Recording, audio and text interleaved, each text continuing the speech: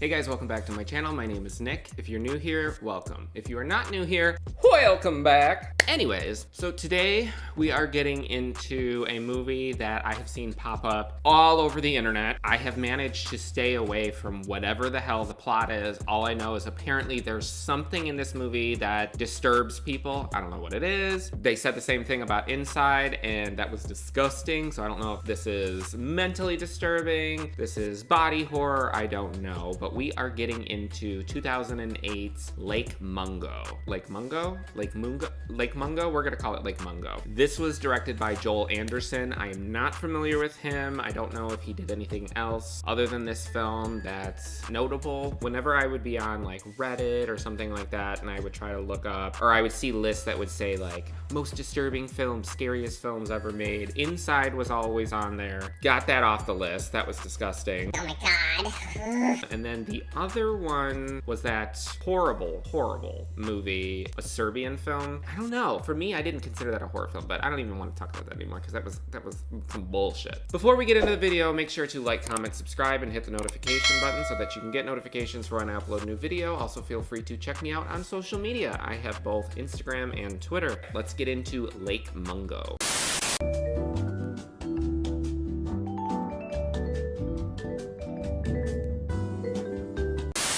I feel like something bad is gonna happen to me. I feel like something bad has happened. Ooh, that's a creepy little ghost. I thought that was Adam Brody for a second. Hey, Queen. In December 2005, a tragic accident began a series of extraordinary events that thrust a grieving family in the small Victorian town of Ararat into the media spotlight. This film is a record of those events. Is this found footage? Or is this like a documentary? We received a call around 6 p.m. tonight of a missing girl, and on discovering the nature of the situation, we called in the search and rescue divers. So we have a missing daughter during a picnic, okay? I remember Matty got out. A few minutes later, I heard him ask where was Alice. Looked out across the dam and the water was completely still.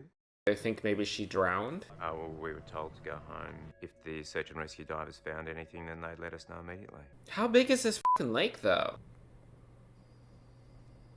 Oh, that is stunning. Look at that shot.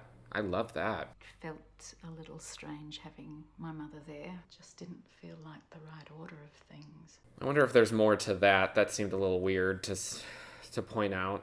That's suspicious.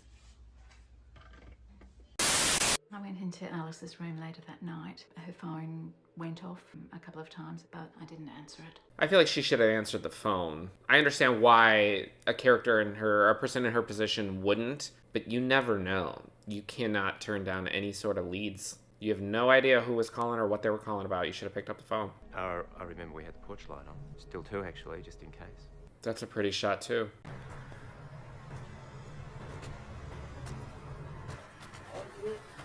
No, did they find her? Divers located Alice's body. She drifted some way and come to rest on a shelf at the bottom of the stormwater cistern. Oh, no. Oh, she passed away? Oh. All right. They asked me to sign a statement. June stayed in the car. And on reflection, I think that was a mistake because she didn't have any closure.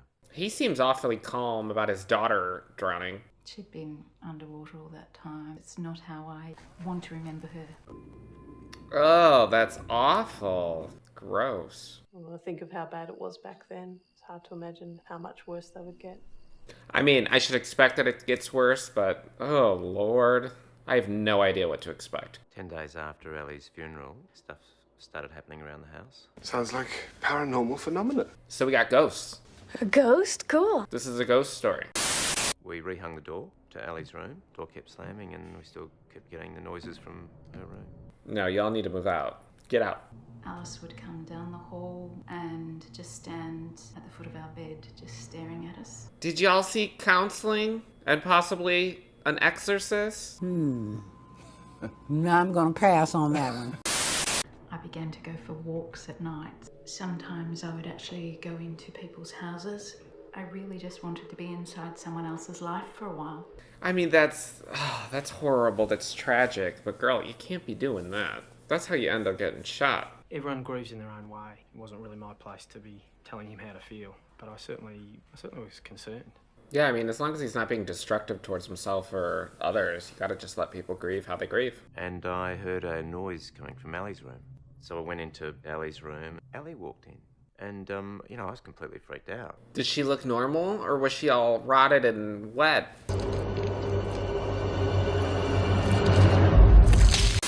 She knew I was there, and she looked me right in the eye, and then she just came at me and said, "Get out, get out." Oh, no. Oh, no. I remember trying to talk to members of the church about how to help. That's right. You need to bring the church into this, because y'all got ghosts and potentially demons. I don't know. Matthew came in with some unusual bruises. We obviously took a history trying to exclude trauma. No, that's a sign of demon possession. I've seen The Conjuring. Oh no, honey, you got another bruise here. Does that hurt? She got the bruises all over her body that they couldn't explain, and they tried to say it was like an iron deficiency or something like that. No, that is the first sign of demonic possession. Well, I had heard about June going into people's houses. Matthew never really seemed to want to talk about any of that. I never asked him about any of it. You gotta give your friends space, but he also just lost his sister. You probably need to ask.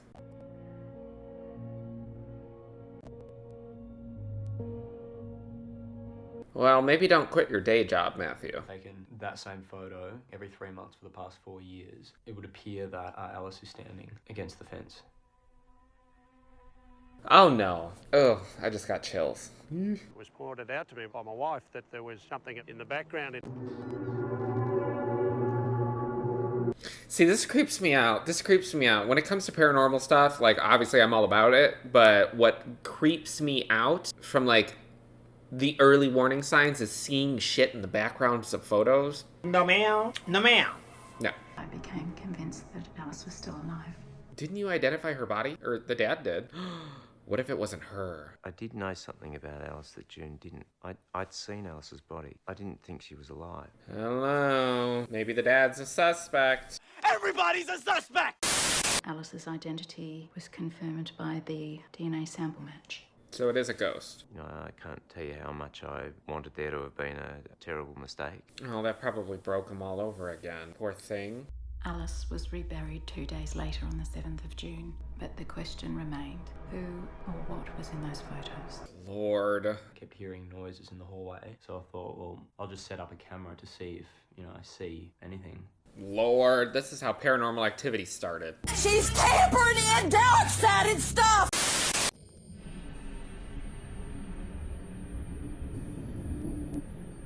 Oh, no. No.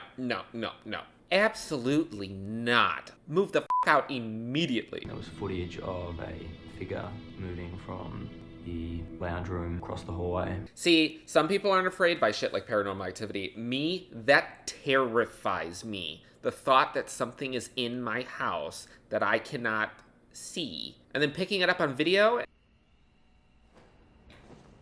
No. Most of what I do is to allow them the possibility that death is not the bitter end, that it's not the full stop. There could be shit after death, that's fine, but I don't want them showing up in my living room. Like, I'm sorry you're gone, but get out of my living room. Where I come from, when someone dies, they block out all the mirrors in the house to stop the dead from finding their way back. Do I need to cover all my mirrors now? Yes.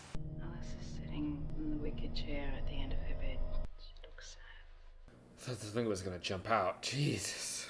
I first met Ray when June brought him home for dinner the night of her first consultation. I will say, like, obviously, it's like filmed in documentary format, but the shots of, like, the town and the mountains in the background, I often feel like for a lot of found footage movies, there's not a huge amount, at least from what I've seen, to kind of really show off the cinematography, simply because of the format.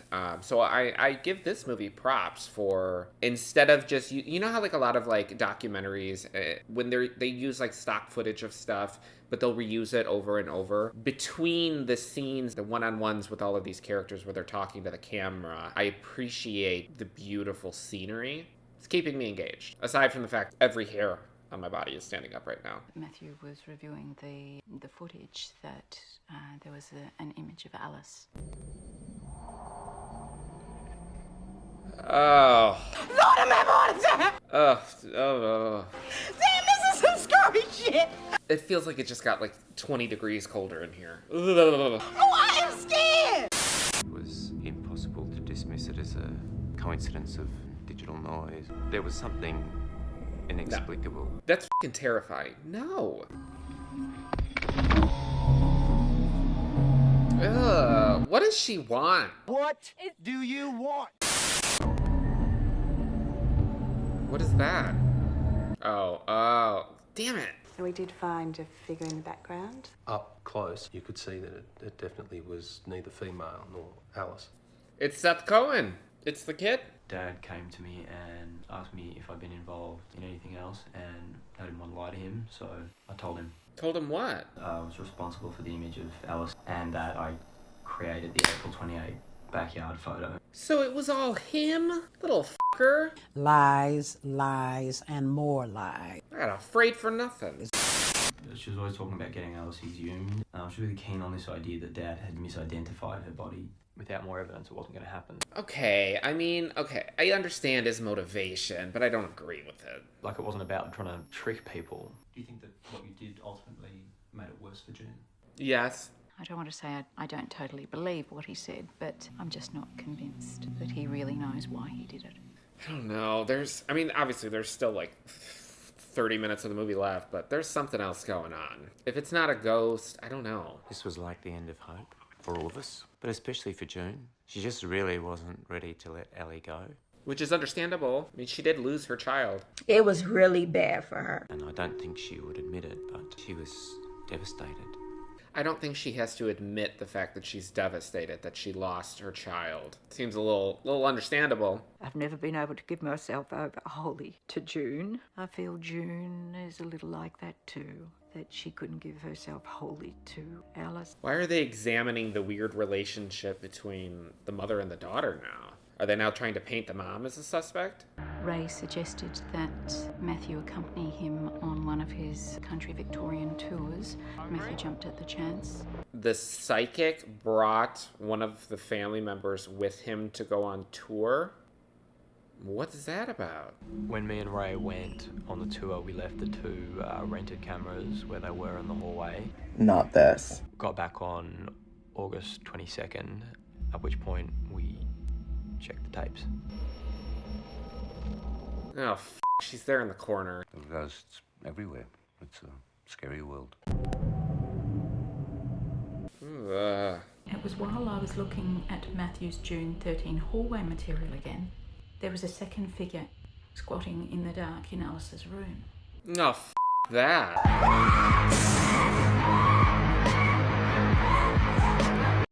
And I realised it was our neighbour, Brett Toohey. Your What? What was this man doing in my house more than 6 months after her death? It's a valid question. When I found Alice's safe, I realised exactly why he'd been there. He was looking for the tape.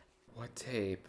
Alice began babysitting for the Tooheys in 2002. I literally just couldn't believe my eyes. Oh my god, they're like having like a threesome. I was not expecting that. Okay.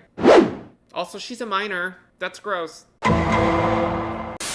From the moment that they'd heard of Alice's death, they would have been living in this constant fear of being found out. I'm surprised that they were able to, from that grainy footage, somehow able to determine that that was the neighbor. I mean, it's obviously a person, but it doesn't, there's no like visible facial features. Jason, did you know about Alice's involvement with Brett? Obviously, I didn't. We wouldn't be going out if I did. I don't trust him. He's shifty. He looked left when he responded, which is typically a sign that you're lying. He had the grin. No trust. No trust. I think he's involved. I found Ray's business card taped to Alice's diary on the page marked 12th of July. What? Why have you come to see me, Alice? Can you interpret dreams? How do you feel when you wake up from these dreams? What the f***?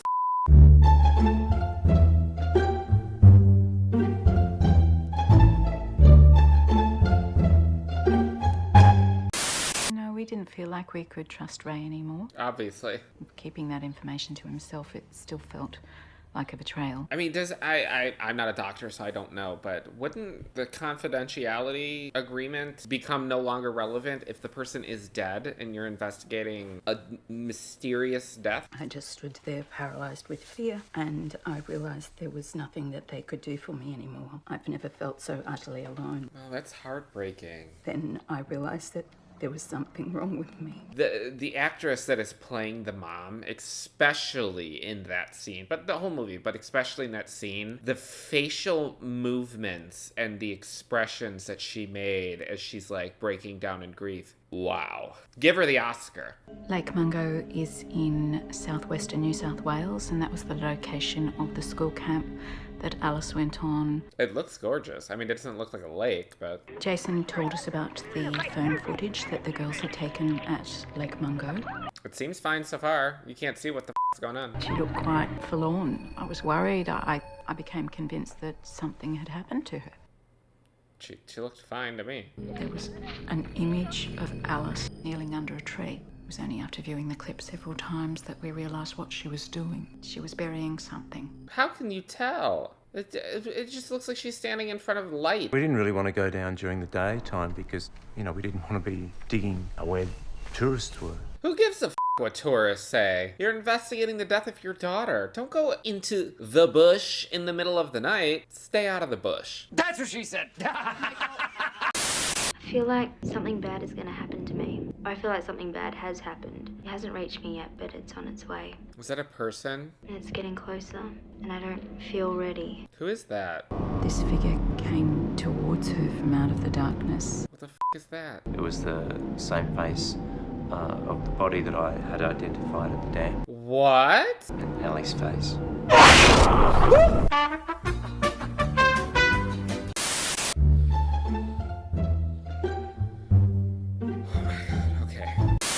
There is absolutely no rational explanation for what she saw on that phone. I don't like that. Nope. Don't like that at all. Don't like that at all. Ugh. Y'all, what the f*** happened with this girl? Like, for real. First it was a ghost, then it's not a ghost, then it's the brother, and then it's the neighbor being creeper, and now she's seeing, like, future visions of her dead body coming up to her. What? No, I was never convinced Ellie believed she was going to die. You know, she had morbid thoughts, sure, I mean... Oh, that's gorgeous. Is that a real place? I want to go. But I think Ellie saw a ghost, but she wasn't to know that it was her own. I believe she recorded the future coming to get her. Well, that was not the road I thought we were going down. Then again, this movie has led me in like 12 different directions so far, so who knows? I think we just collectively made a decision to move forward.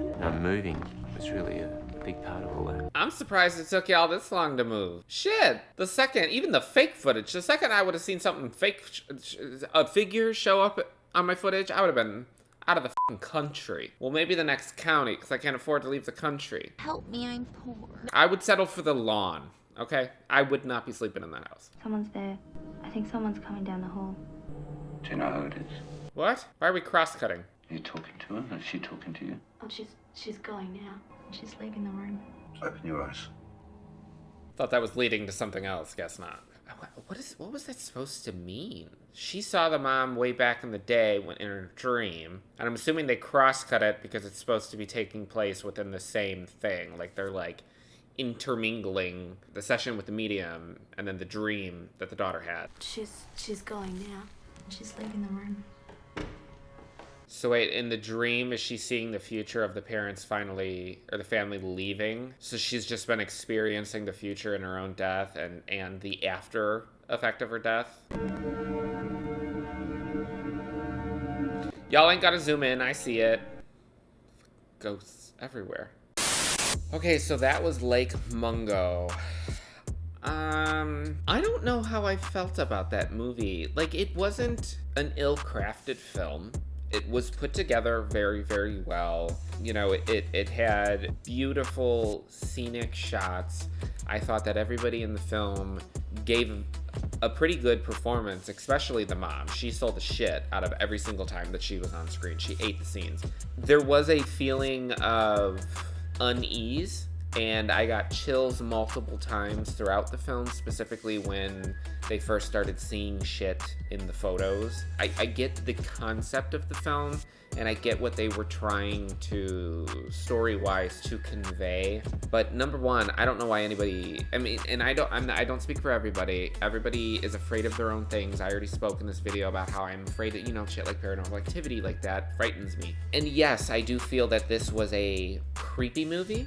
I'm left wanting more. Not necessarily that I wanted some big, insane jump scare or big twist of an ending, but seeing it on so many people's lists of most disturbing horror films that they've ever seen, I just don't get it.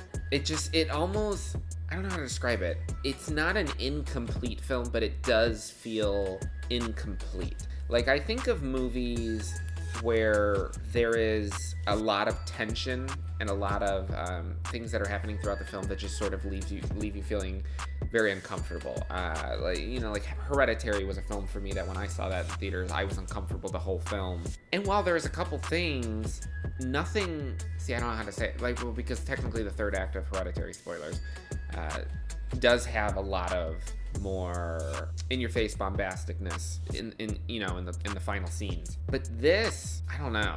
It was just like an hour and a half of edging.